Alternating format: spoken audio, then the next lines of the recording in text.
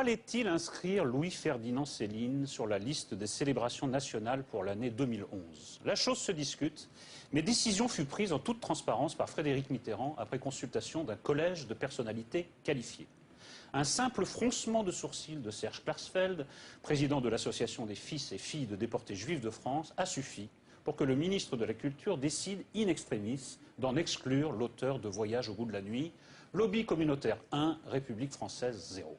Serge Klarsfeld a par le passé mené de justes et nobles combats, souvent couronnés de succès, qui plus est, mais cela ne saurait justifier qu'il dicte à la nation, je rappelle que nous parlons de célébration nationale, la conduite à suivre. Pour bien enfoncer le clou, le CRIF, Conseil représentatif des institutions juives de France, n'a pas manqué de saluer avec emphase cette censure d'un type nouveau.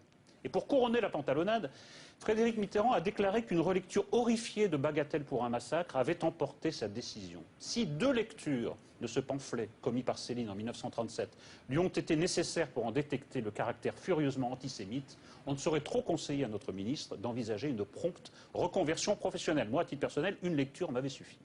Mais l'affaire ne s'arrête pas là. Interrogé par nos excellents confrères d'Arrêt sur Image, le site de Daniel Schneiderman, sur le fait de savoir pourquoi les Noirs se faisaient moins bien entendre que les Juifs dans le cadre de ce qu'il faut bien appeler une concurrence victimaire, Serge Klarsfeld a répondu qu'il revenait aux Noirs d'être plus attentifs, plus réactifs. Or, il se trouve que le CRAN, le Conseil représentatif des associations noires de France, s'est associé à la plainte de M. Bienvenu Mboutou Mondondo, ressortissant congolais établi en Belgique, qui mène depuis plusieurs années un combat judiciaire afin de faire interdire, pour cause de racisme, l'album Tintin au Congo, ou, à tout le moins, de le faire accompagner d'un bandeau explicatif.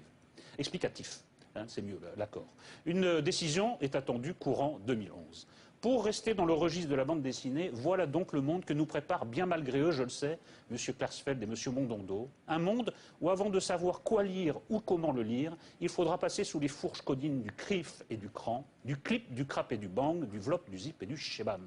Le communautarisme ne manquera pas de prospérer sur ce terreau. Ce sera pour lui comme d'avoir trouvé le trésor de Rackham le Rouge. Mais en revanche, les valeurs républicaines, dans le même temps, risquent bien de faire Tintin.